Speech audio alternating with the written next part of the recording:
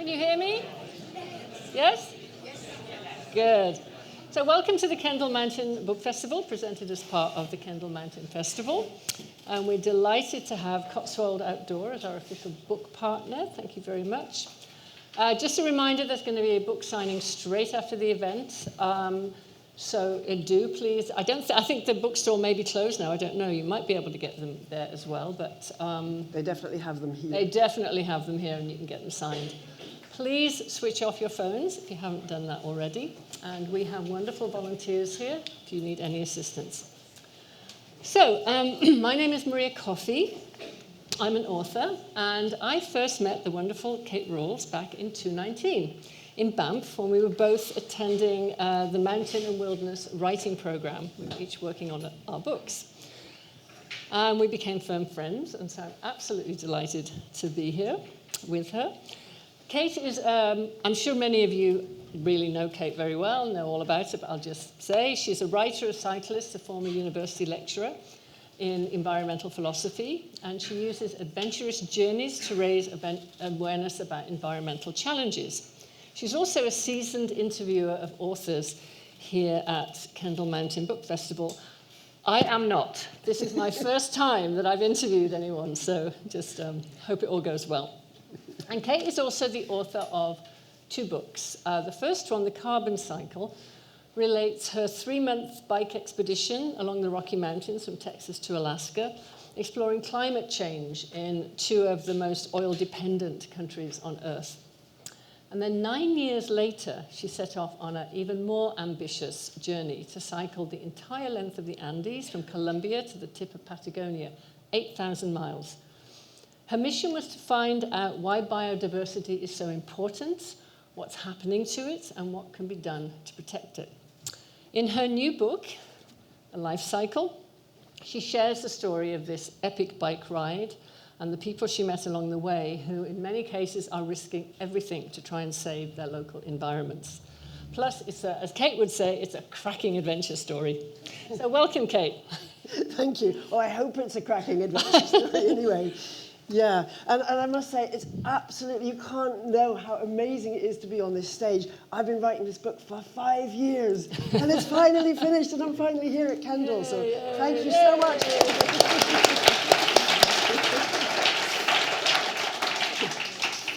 Thank you, Paul, for waiting.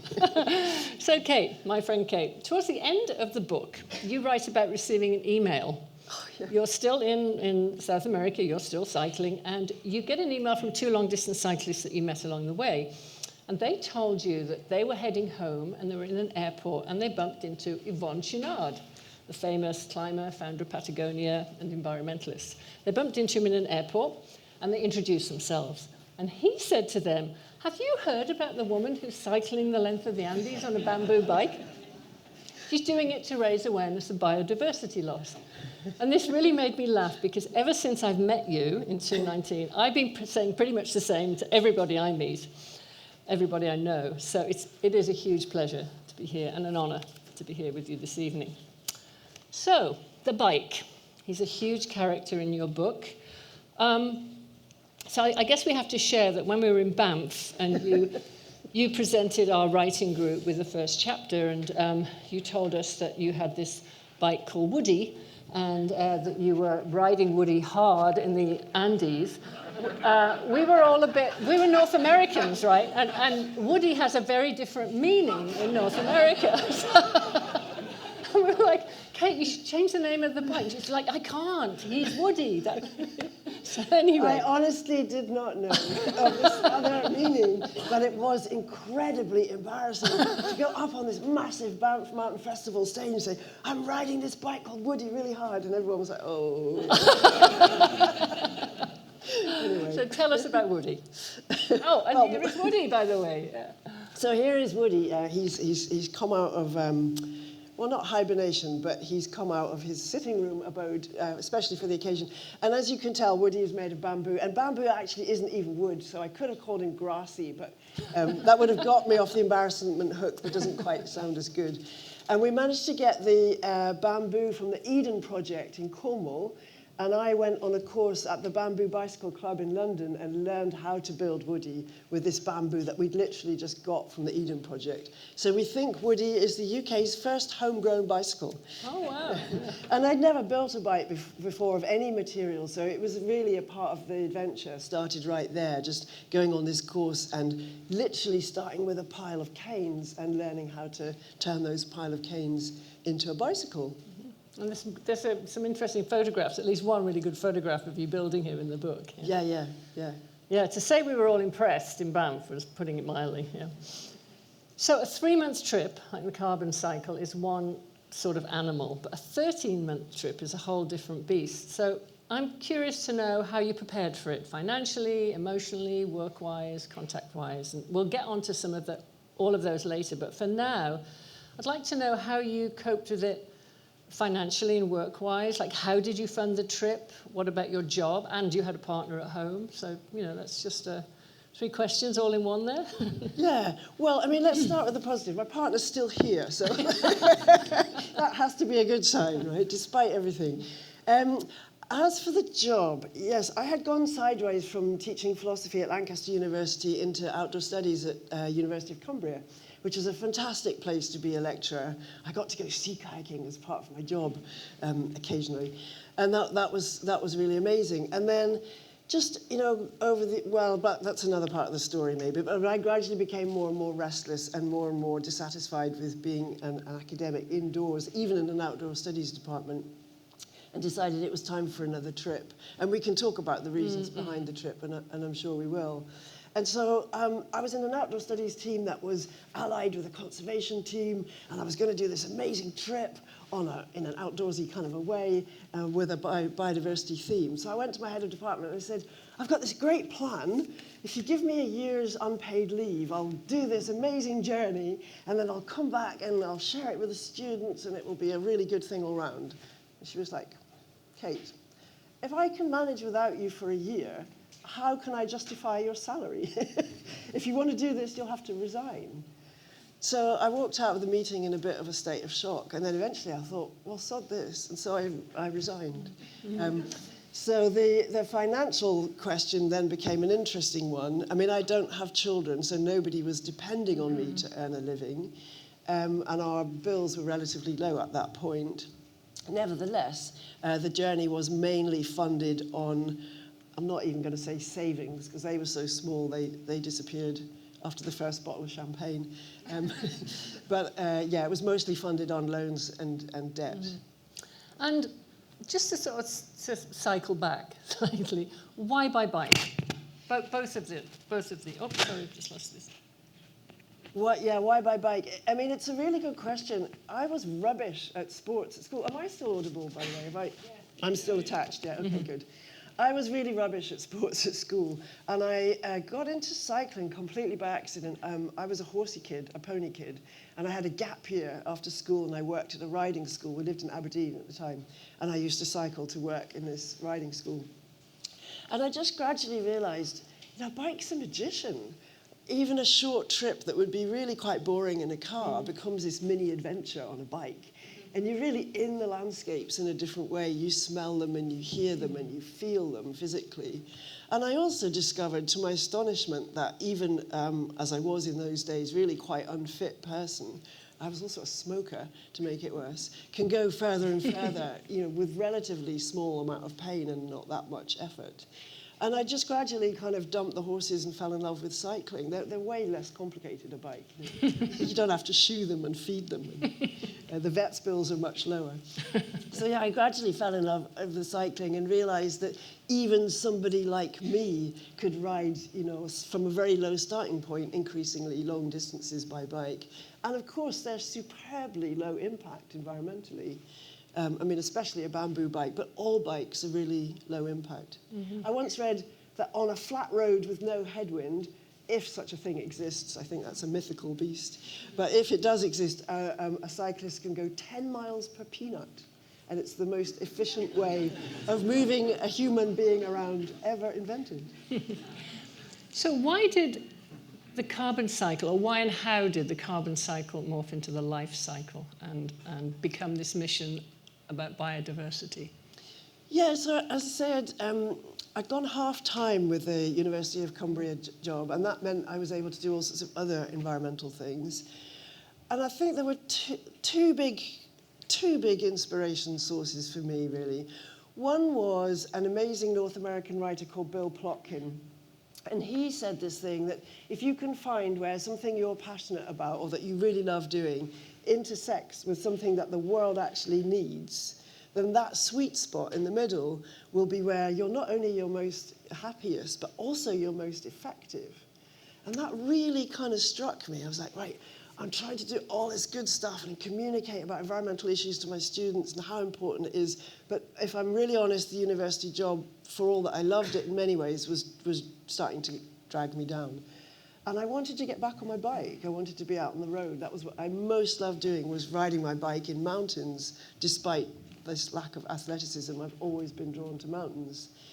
And so I started to think, well, can I find that Plotkin sweet spot? Can I find a way of riding my bike in mountains as a way, and do that in a way that would give something back? And at the same time, I had read this article by a scientist called Johan Rockström. And he and a team of scientists had been doing this research on what they called planetary boundaries. And basically, Rockström and his team were saying, yeah, of course, climate change is really serious. Of course it is. But it's not the only issue we face. There are all these other environmental issues, like overuse of fresh water, like chemical pollutants, and like biodiversity loss. And the issue that he argued was more dangerous even than climate change was biodiversity loss. And given that my first trip had been climate change focused, as you said, I was like, really? How can this be? Can this really be true? Can biodiversity loss, losing other species and habitats, can that really be as dangerous as climate change? And so this trip was really my attempt to answer that question. So you had to get to South America with Woody to Colombia, and you went by cargo ship. Yeah, I flew across the Atlantic in 2006 to do the carbon cycle journey. And at the time, I was like, well, I'm going for 3 months, and it's going to have a climate change focus. Surely that flight is justified. And I would say, I feel embarrassed saying this, but it probably took me 2 years to realize the deep hypocrisy in that position. And like, everybody thinks that, right? My flight's justified, it's your flight that's the problem. And so when I did come to that conclusion, and actually quite a few audiences helped me reach that conclusion in a fairly pointed manner, I thought, right, I'm going to have to do something about this. And I didn't feel I didn't feel willing to give up flying at that point. And I'm still not at that point where I think I can never fly again. But I decided to put myself on a flight ration. And so since 2006, I've only flown at max once every 3 years. And actually, that's been fantastic. I've done a lot more sea kayaking in Scotland as a result. And it's been great. And then when I do fly, I really, really make the most of it, as in Banff, not very long ago. So that year wasn't a flying year, and I wanted to do the trip without flying and to keep it as low impact as possible. And I tried to set up a sailing trip, actually, and that didn't work out.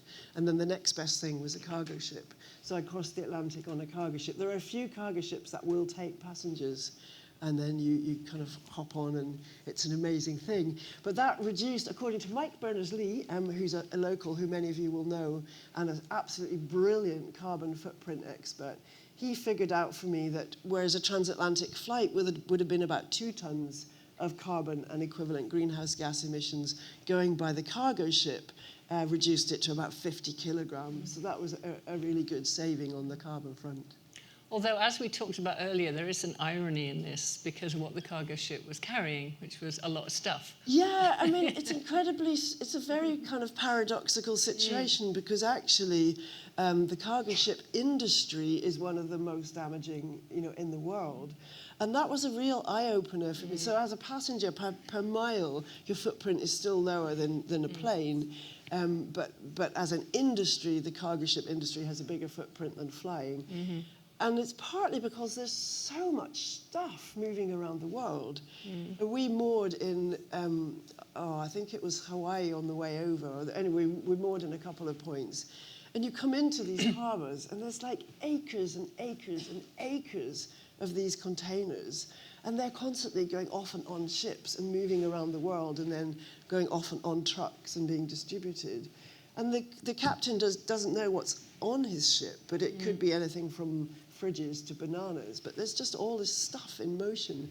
And it really, really made me think about how crazy this system is, actually. Yeah, so it was quite a paradoxical and fascinating journey. How long did that take? It took 11 days on the way out. I picked it up in France and went across to Colombia. And on the way back, it took a month, because I came back from Santiago on the west coast of South America. I came all the way up the Pacific through the Panama Canal, which, as you can imagine, was really fascinating, and then back across the Atlantic. Right. So I've got 3 questions before we get into the meat of the journey, but one is about stamina. The tofu of the journey, please. The which? The tofu of the journey. Oh, sorry. I'm also vegetarian, and that was an interesting thing about footprints, just to finish that okay, thought, the tofu of the tofu. I like that, yeah. So Mike Berners-Lee worked out that I actually saved more carbon by being vegetarian and powering my pedalling through a vegetarian diet rather than a meat-based one, even more than not flying. And I thought that was really, That's very really interesting. Yeah. Anyway, sorry, the tofu of the journey. The tofu of the journey. Before we get into that, I've got a few questions. One is about stamina. So you've been sitting on this cargo ship for 11 days or so, and then you get off, and then you have to start cycling woody for hours and hours every day, a lot of altitude gain, which in itself is, how on earth do you I'm going to get onto the calorific part next, but when you, I'm sure you'll all be buying the book and reading it, but the amazing thing is that Kate is collecting all this information along the way, meeting all these people, recording so many minute details about her journey. It's fantastic travel writing. So what she does at the end of a very hard day of cycling is she gets off the bike. She usually puts a tent up or stays in a very cheap hostel or something, somewhere very basic, and then she starts taking notes, emailing if she can, organising meetings. I mean, how did you resist just not falling into your sleeping bag every night after all that? Yeah. Where did you get that energy from? Yeah, sometimes I didn't resist, of course. Yeah, I mean, it tended to be long days on the bike. My mileage wasn't always very high, but it was always sort of challenging somehow in terms of wind or heat or altitude. And anyway, I was spending long days on the bike, and then, as you say, taking notes and things in the evening. And it was difficult. It was difficult fitting it all in. And that was one of the reasons why I did almost all of this journey on my own. And actually, I'm not quite sure where I would have fitted in a relationship with another cyclist. Chris did join me a couple of times, and that was fantastic. I just took time off. But mostly I was working in the evenings and trying to... I've got a shocking memory, so if I hadn't kept a journal note every night, there's no way I could have written the book. And then I was trying to set up meetings and blog occasionally and do social media and all of that stuff. So it was long hours on the bike and then quite a lot of office work in the evening. I loved that part of it. Did you take notes along the way? Because there's so many details of every day, of things that you pass, things that you see. Did you ever stop and take notes? It would usually be at the end of the day. The end of the day, yeah. Sometimes at lunchtime. Right. Food is a question. So when I first met Kate in Banff, I was very puzzled because we were staying at the Banff Centre where they feed you enormous amounts of food. You have a big buffet 3 times a day. But I noticed we always ate together, our group, and I noticed that after every meal, Kate would always squirrel away some food into a napkin to take back to her room, even though we had another meal coming up. And I asked her about it, and she said, it's a long-distance cyclist thing, which I now understood. Once I read the book, I understood that a lot more. But you write about food a lot, and one part I love is you describe eating a slice of pizza that's been in your pannier for 2 days, and it's starting to fizz a little bit. and then cooking porridge and spaghetti in ginger ale because you'd run out of water, and a kind lorry driver had given you an enormous bottle of ginger ale. I'm curious about what you ate most days, and how did you manage to get enough calories to... do what you did. Yeah, it was interesting. I mean, the squirreling food thing continues to this day. This is actually Exhibit A. Last night's pizza. I was there with her, and it was like, she's doing it again. Cold pizza is one of my favourite things. I mean, you never quite know where your next food is coming from, do you? And I don't have a huge appetite at any particular meal, but I have to eat often and lots. So I've usually got some extra bits of food on my person. Yeah, the food thing was quite challenging. So I was in South America in '92, I think, and at that point everybody was eating beans and rice. So it was really easy to be a vegetarian and to be a cycling vegetarian. It was really easy to get good food. But when I landed again in 2017, it was sort of a different story. Chicken and chips had become the main food. And so I ate a huge amount of eggs. And I, apologized. 9 a day sometimes, you said. Yeah, because in Colombia, the portions were really generous. At one point, I think I was eating eggs 3 times a day, so it was probably 9 eggs a day. But, I mean, thank goodness for eggs, right? I'm not sure I could have coped. But it was difficult to, it was, especially towards the end, it was actually physically difficult to just get enough food inside me because I was working really, really, really hard at the end. It was also quite fascinating at the point where it became really challenging. I mean, not in any sort of dramatic way, but it was just long hours into a relentless headwind, the sort of soul-destroying Patagonia headwinds. But at that point, I couldn't help but notice that my toenails and my fingernails stopped growing, and my leg hair stopped growing, and my hair became really thin. And so I was sort of observing my body going into, I'm only going to do what I really have to do mode. Wow. And initially you were carrying quite a lot of stuff, back to stuff on Woody, weren't you? Yeah, I get quite a lot of flack from my bike packing friends, some of whom I think might be in the audience. Lee Craigie was in Peru at the same time as I was, and she gave me a really hard time. And then, because she was kind of traveling with half a toothbrush and, stripped down gear. And then I was delighted I wasn't delighted that she cut herself, but I was delighted that she had to borrow my iodine. Because my first aid kit was considerably more generous than hers. Anyway, yeah, I had a lot of stuff. As you can see on the bike, I had 2 panniers at the front, 2 at the back, and then the handlebar box, and then there would be a load of stuff bungeed onto the top. But, I mean, the bike's heavy. I was away for a year. Towards the end of the trip, the second half of the trip, I was almost exclusively camping, so I had all my camping kit. And at that point, of course, you're also carrying food. And then I was also trying to write on the road, so I had a laptop, I had a camera, I had a phone. Wow. I had a pair of smart clothes for occasional meetings where I needed to look slightly more presentable. So it's just adds up, right? So you started your journey in Colombia. Now, this was your second visit to the country. I think it was 25 years after you'd first been there. When you'd first cycled, the first visit, you'd cycled across it on a trip from Ecuador to Venezuela, as you do. So what were the differences both in the country and in you on this second visit? Yeah, that was actually fascinating. In '92, I actually started in Venezuela and cycled to Ecuador. No, it's fine. And at that point, Venezuela was the safe country. And I was there with a girlfriend. We started in Venezuela. And everybody said, Venezuela was just a delight. It was really easy to be there. Everybody was super friendly, as they are around the world. But everybody in Venezuela said, oh, my God, you're not cycling through Colombia, are you? And we did cycle through Colombia, and it was absolutely fine. But at that point, Colombia was perceived, even by Venezuelans, to be the dangerous country. And of course, it was still in the Civil War era. When I went back in 2017, in Colombia, the peace process had been signed towards the end of 2016, and they were so delighted to have people like me, who were clearly tourists, back in the country, because for them it was an external verification that, the outside world thinks we're safe to be in, and thank goodness, let's have the tourists back. So, whereas, of course, Venezuela was going through this awful political turmoil and civil unrest. So I wouldn't have cycled in Venezuela at that point. Right. Yeah, so it was a complete reversal in the different countries. And it's clear that you adored Colombia. But it's also where the dark aspects of your journey began to appear. Yeah. Could you talk a little bit about that? Yeah, Jennifer sure. and- I mean, I think Colombia is probably my favorite country on earth. I'm sure other people in the audience will have been to Colombia. It's so friendly.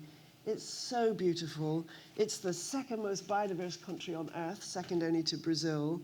So you get this extraordinary diversity of landscapes from Caribbean coastline to high mountains and pretty much everything in between. It's very, very cycling friendly.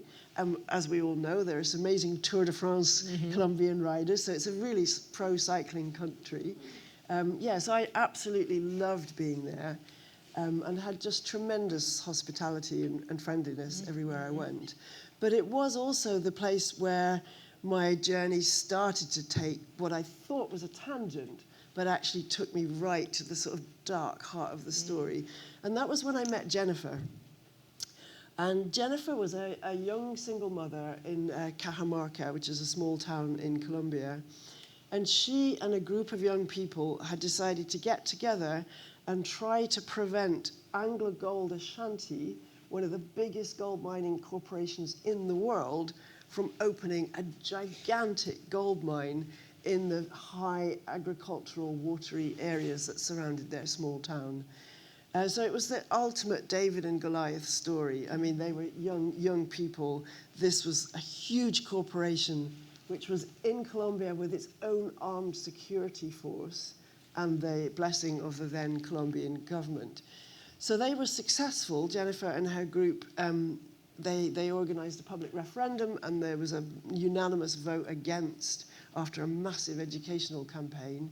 The community said, no, we don't want this gold mine. It will devastate farming, it will pollute the water, it will it will destroy the wildlife, it will have huge impacts on biodiversity, and make our livelihoods impossible.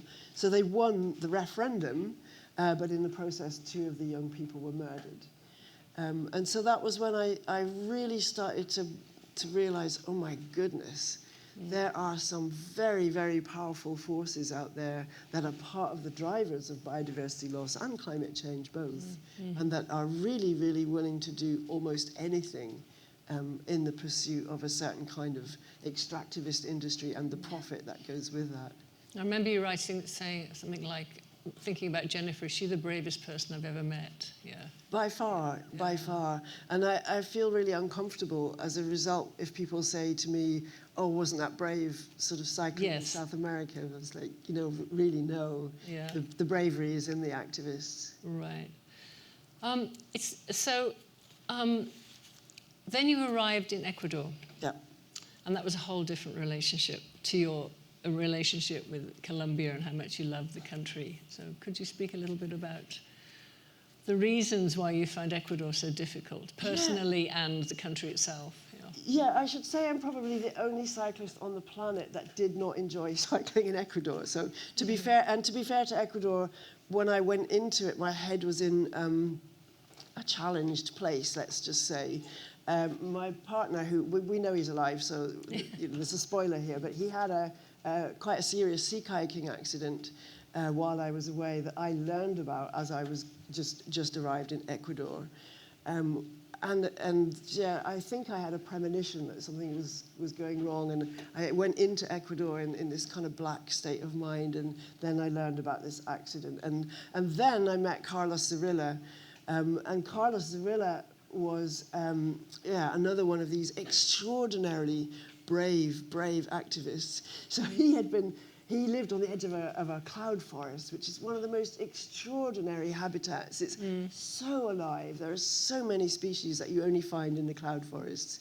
It's the kind of place where you walk in and you can just feel how dynamic and buzzing it is. And of course, they're vital for water. They regulate all sorts of rivers and streams throughout ecosystems below them. And there were so many endangered species in his particular cloud forest, his community's cloud forest. And there was a proposal to mine for copper and an open pit copper mining. And that would have, again, devastated the water, the wildlife, and the community's livelihoods. So he and fellow members of his community were fighting this copper mine. And this had been going on for at least a decade when I met him. And at one point, the then president of Ecuador had denounced him on television for being anti-copper mining, therefore anti-development, therefore anti-Ecuadorian. And the president on TV had called for patriotic Ecuadorians to deal with the threat that Carlos presented. So he had to go into hiding, basically, and Amnesty put an at-risk thing on his life.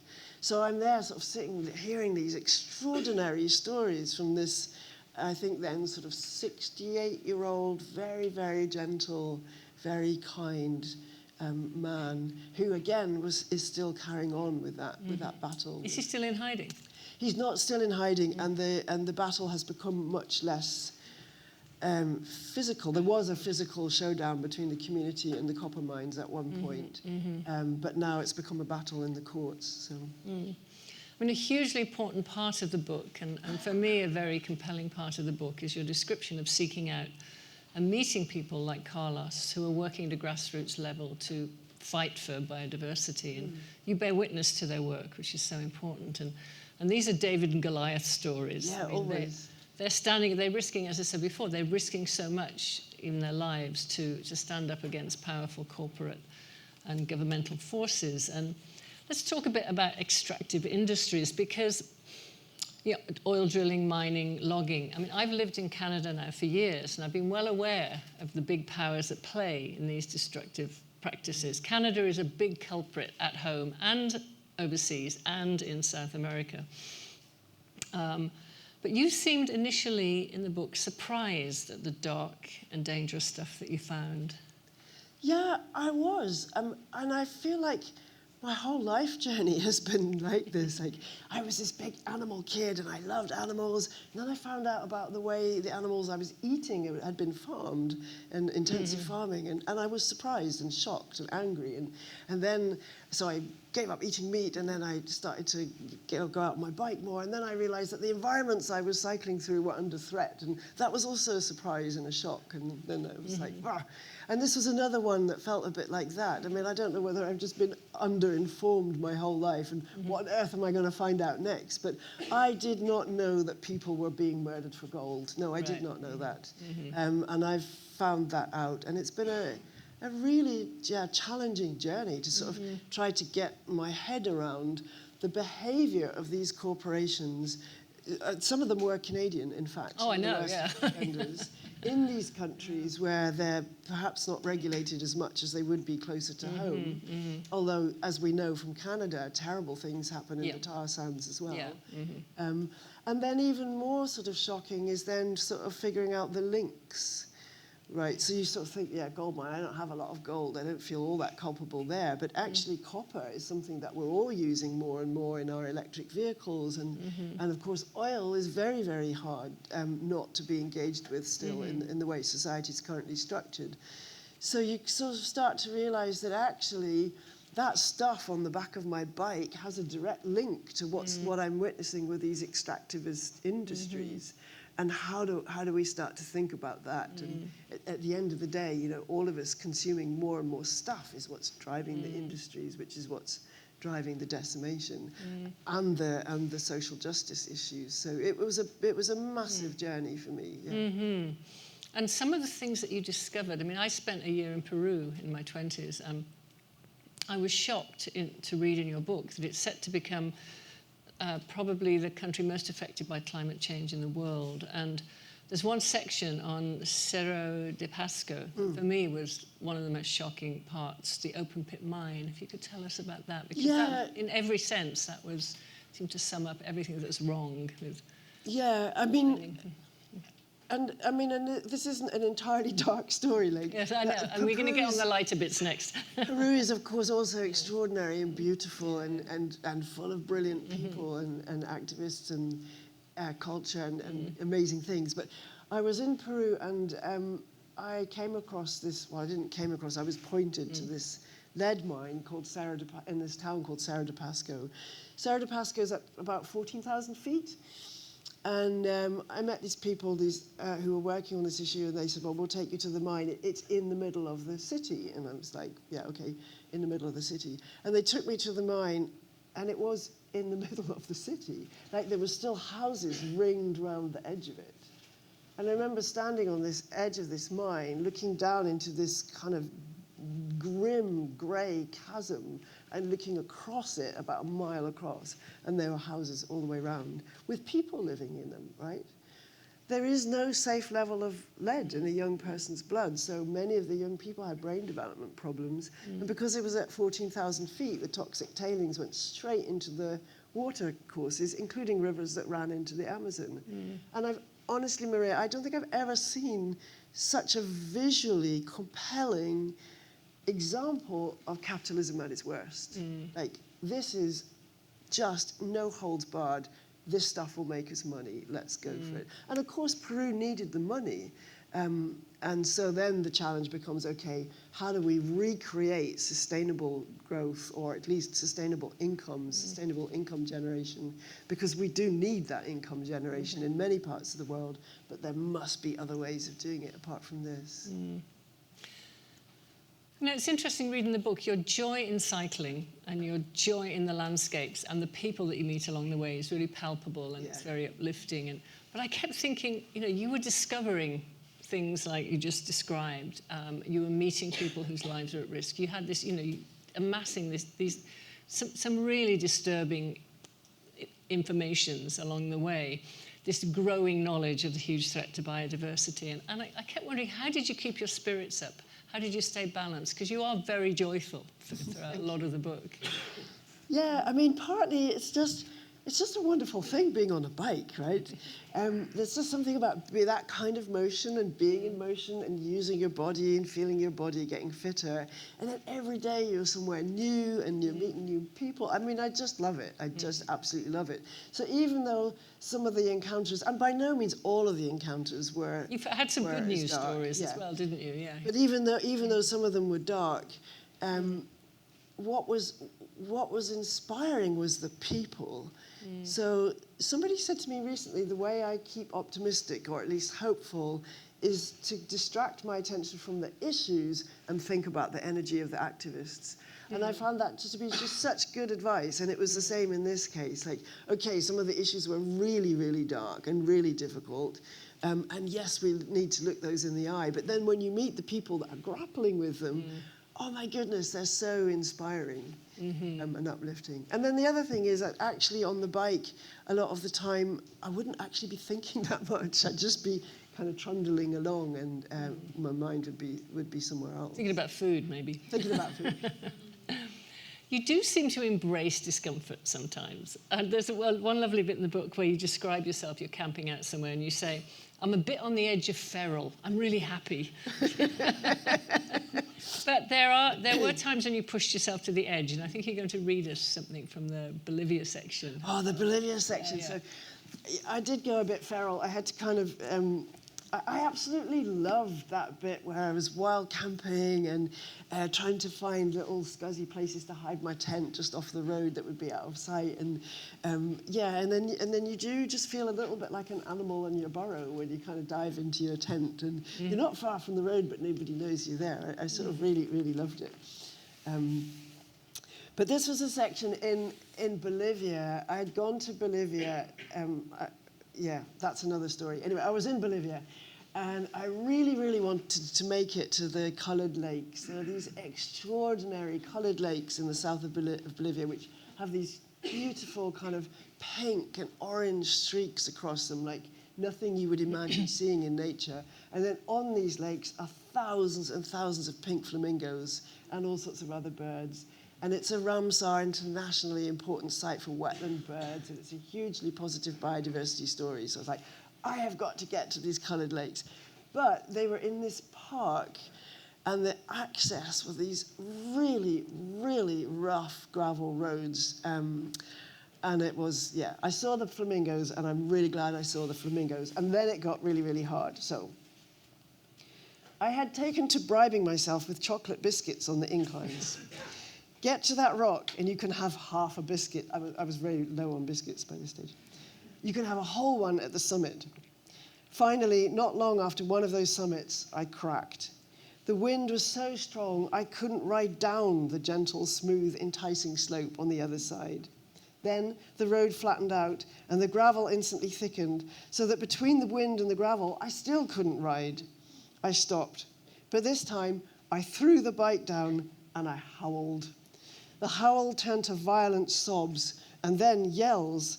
I observed myself shouting, "I hate this effing road." I had never felt such frustration, working so hard, pushing myself to exhaustion, and yet making so very little progress. Alongside the frustration, something close to despair. My average speed for that day was 1.6 miles per hour. 1.6 miles per hour. I'm going to be stuck here forever in this windy gravel pit of a so-called road. I can't go on. Then I looked around at the empty desert, a single small vicuña on a distant slope, and thought, well, what are you going to do then? I picked up the bike and I went on, waving at the next Jeep as if everything was just fine. No road is rough forever. It is logically impossible for a hill to go up forever. This one will also smooth out and go down eventually. But then, a life lesson, really. But then there was the Atacama Desert. Yeah, I'd lost my map of Chile in Bolivia somewhere, and I hadn't quite spotted it. I was actually at the northern end of the Atacama Desert when I popped out, which is where it was the only place I ran out of water through some very bad planning. Oh, is that where you had the? And that's where you had the spaghetti cooked. I had to flag down the truck driver. He gave me a little bottle of water and a big bottle of ginger ale. So that's how I learned that you can cook spaghetti in ginger ale. It's actually very nice. Has a kind of fizz to it. So during the last part of the journey, the Sufferfest continues because you arrive in Patagonia, where the winds are not exactly in your favour, right? Yeah, no. Absolute headwinds the whole time. But then, and you're on an impossible deadline, but then you meet Chris Tompkins. Oh my goodness. So have any of you seen the film Wildlife? Yeah, do go and see it. So I'm sure you will have heard the story of the Tompkins. So Doug set up North Face and then Esprit, and Chris was at one point the CEO of Patagonia, the company. And then they both moved to Patagonia, the region, and used their own fortune. Doug in particular was pretty rich by then. I mean, not mega rich, but he was a millionaire. And they used chunks of their own fortune to buy big areas of Chile and eventually Argentina to turn them into wildlife reserves. And it was an extraordinary story. I mean, they were up against a lot of challenges as people from the States coming into South America. They were treated with a lot of hostile and suspicion. But by the time I got down there, most people had accepted that the project was actually about nature conservation and not some kind of weird political scheme to control the water of Chile or something. But yeah, this was a sort of a tragic twist to the story that again is familiar. So Doug Tompkins died. Also in a sea kayaking accident, and that my partner had nearly died in. So that was a strange kind of connection I felt with Chris Tompkins that I didn't actually share with her. But so she had got to a point in her life where she thought, well, I either mourn Doug forever or I carry on. And so she had decided to carry on. And she'd actually taken the work even further. And the Tompkins Foundation has now become Rewilding Argentina and Rewilding Chile. And she's just doing this incredible work to not only protect these vast areas of wild lands, but also improve them to bring back the missing species. So there's some beautiful footage of them letting a leopard out of a cage, or a jaguar rather. And yeah, absolutely beautiful. And I met her 2 days before she hands over millions of acres of her private land to the Chilean government to turn it into a national nature reserve. And she made time to sort of greet this random, rather odorous cyclist that rocked up. So do watch that film, Wildlife. It is absolutely inspiring. So it was those kinds of encounters that just make you think, being a bit tired on the bike is utterly irrelevant. Yeah. So we've just got time before we open questions up to the audience for a couple of questions. So you get to the tip of Patagonia, you get to Santiago, you relax, I guess. Astonishingly, with the bike intact. With the bike intact, fantastic. And what was it like to get back home? Oh, that's such a good question. It was hard, actually. So, obviously, it's wonderful. Is that I've been away for a year and a half by the time I got home, and of course, it's great to see friends and family, and yeah, that was all fantastic. But I'd been in motion for so long. I came back on the cargo ship, and so I'd been in motion for a year and a half, and for the latter part of that, I had been mostly outside all day and then sleeping in my tent. And then suddenly you come back home and you're in a house and it has walls and it's the same walls every night. And it almost felt like a collision, like you suddenly stopped. Plus you have all your stuff around you and you think, oh my God. So it was really strange sort of transition. And then I had a talk booked not very long after I got back. So you've been on the road, you've been working really hard physically, you've been outside, you've been in motion, and then suddenly you're not only stopped, but you're stopped in front of a laptop. So that was quite a brutal transition too.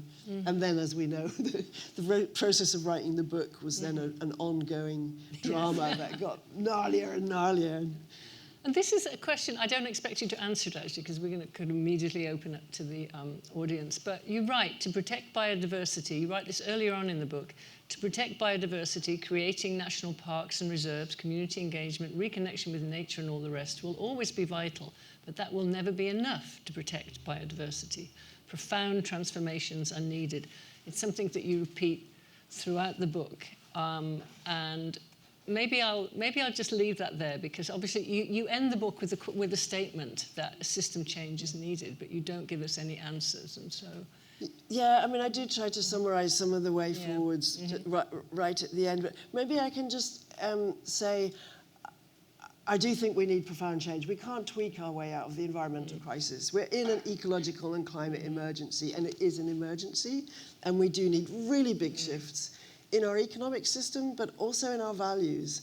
And I actually think the adventure community has got so much to offer here that we could show, and we are showing such leadership in this. We know that our quality of life is not at the end of the day about how much stuff we have and about how good our brands are and how much we earn. We know that our quality of life is about quality of experience, about being in the mountains or being on the sea or on the road or in the rivers.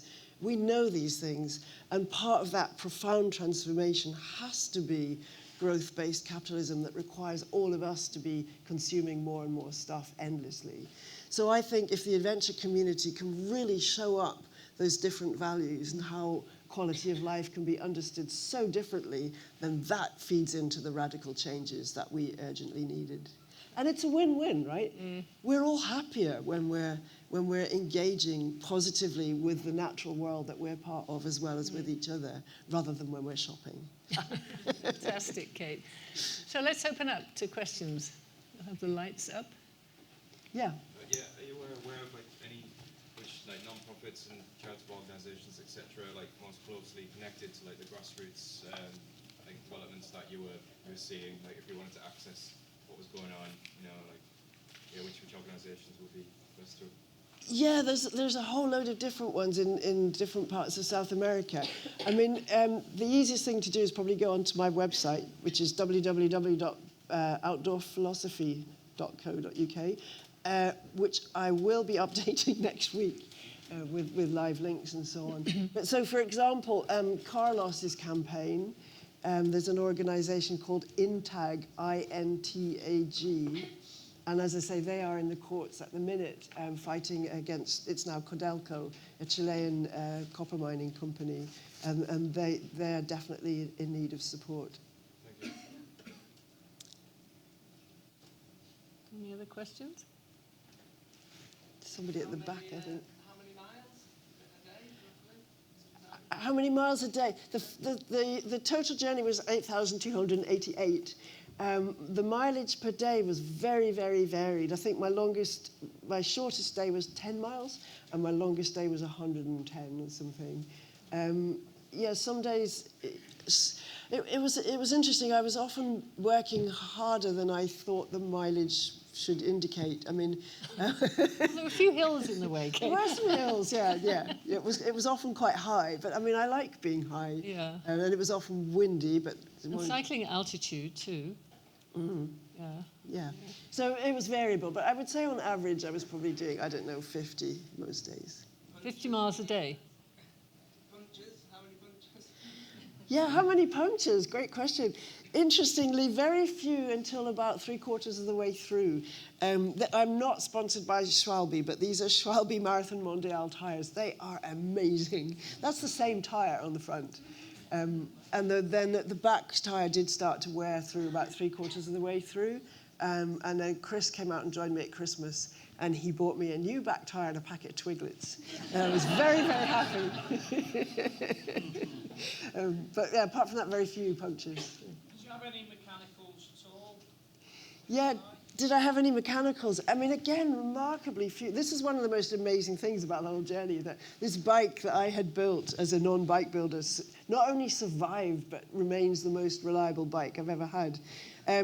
I had a few punctures towards the end, as I said. I had one broken chain, which I was able to fix with one of those magic chain links. And at one point, the derailleur slipped down. I could kind of hauled it back up. But no, virtually no mechanicals. So we're online here. How do you find the flexibility of the bamboo frame compared to, say, steel or carbon frame or any frame? The question was, how is the flexibility of a bamboo frame as opposed to steel or carbon? It's more like steel than carbon. So it's quite flexible and quite absorbing of potholes, which was quite useful. But it's not too flexible. Most of your momentum goes into sort of shoving the bike forward rather than bending the flame. So yeah, it's really, really good. I don't know why there aren't more bamboo bikes. Honestly, it's a fantastic bike to ride, and it's also, of course, the most amazing conversation opener. I mean, everybody wants to talk to you about the bike. Somebody right at the back had been. Just wondering if you had any light bulb moments on the trip with your background in philosophy and how many concepts from philosophy could be used for our connection to other people in nature.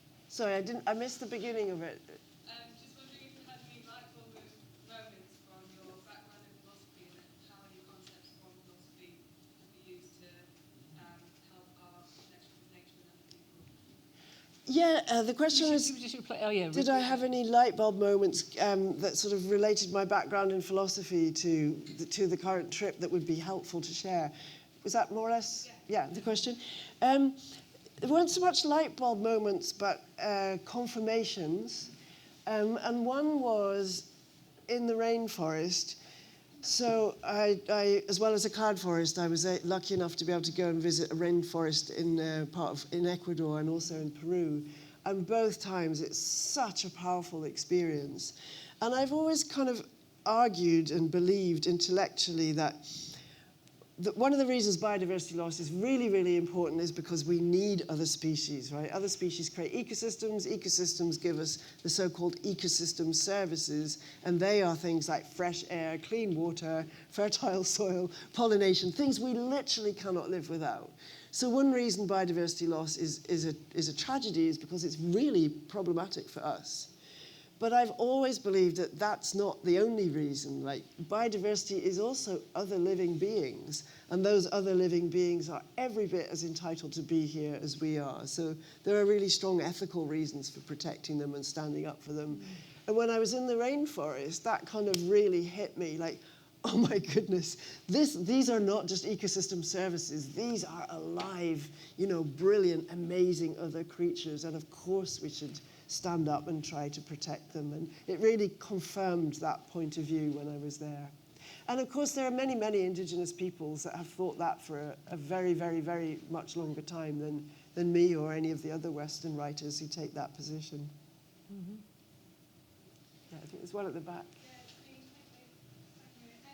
Your book is a really emotional and educational journey, and I'm listening to it because I love hearing that emotion in your voice. So thank you for keeping me occupied on dog walks and van rides. What's it like to record? So that was a question from Jo at the back there. Thanks, Jo. She's saying that she's listening to the book on Audible. And what was that like? And you were saying you were listening to it on the M6 coming up. Yes, yeah? That was fascinating. So I recorded the book for Audible over the course of 5 days, I think, in a studio in Leicester.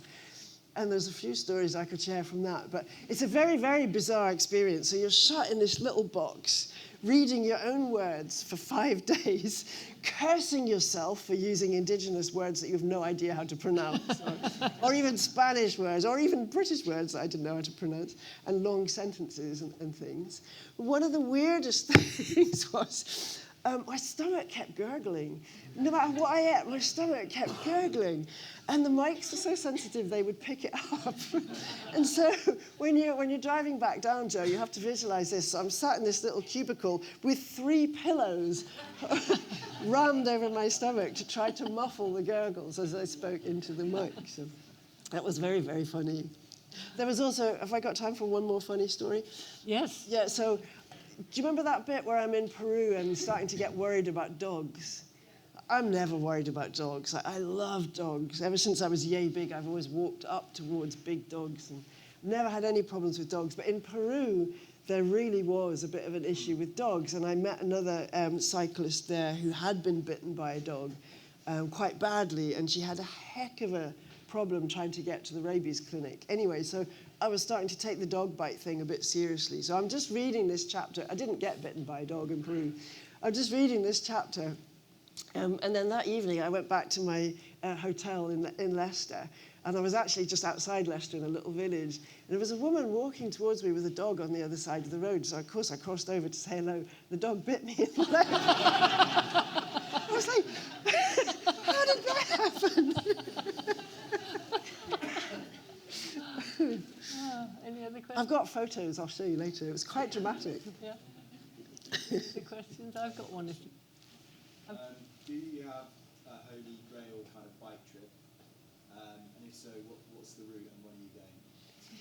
Do I have a Holy Grail kind of bike trip? Yeah, I've always been in love with mountains, as I said, and I've sort of, over the years, cycled in the Alps, the Pyrenees, the Scottish Highlands, the Rockies, the Andes. I've never been to the Himalaya with my bike. So obviously that's sort of in the back of my mind. I've seen some amazing footage of a trip on the Pamir Highway, so that's in the back of my mind. But honestly, right now, I'm a rubbish mountain biker. I've always ridden on roads, and some of this was off-road, and it was really challenging. And it's made me think, this is mad. You're in love with mountains, and you can't ride a mountain bike. Learn how to ride a mountain bike. So I've got a mountain bike, and I'm trying to learn how to ride a mountain bike, and actually doing more here in our own sort of beautiful hills off-road. So the next stage will be to do a longer kind of off-road camping trip, probably in Scotland. And after that, I'm going to go to France and go vineyard hopping with no agenda at all. I think we've got time for one more question. Yeah? How did you find camping as a solo female traveller in South America? I lived in Colombia for a year and I don't think I ever would have attempted to camp solo on my own. Yeah, the question was, how did I find camping as a solo female traveller in South America? And you said that you lived in Colombia. I didn't actually camp in Colombia. It wasn't really a thing, wild camping or any kind of camping, and I was a little bit nervous of camping on my own, mainly because it's very inhabited, isn't it? There's sort of, I'm almost certain that was a displaced fear, and I spent a lot of time in hostels and hotels instead, and that was wonderful. But when I did start camping, I would always have my tent out of sight and became really expert at finding these little places to hide the tent. But I think the wider point is that I had zero trouble in South America at all. I had the opposite. I had always people saying, "Oh, you're on your own. What do you need? I mean, can we help you?" And so, yeah, I had no hassle. And I think actually sometimes you're safer as a woman on your own because it brings out people's protective instincts, which can sometimes be a bit annoying. It's like, can I help you push your bike? Well, not really. Great. Well, no time for any more questions, unfortunately. I'm sure we could carry on talking to Kate for a long time. This has been absolutely fascinating. Thank you so much, Kate, for writing the book, for doing the journey, for all the work that you do. And huge thanks to everyone for being here, for being such a great audience. Please buy Kate's book. She'll be over there signing, and spread her message. Buy the book, buy more books and give them to your friends for Christmas or whatever. And have a wonderful evening. Thank you so much. Thank you.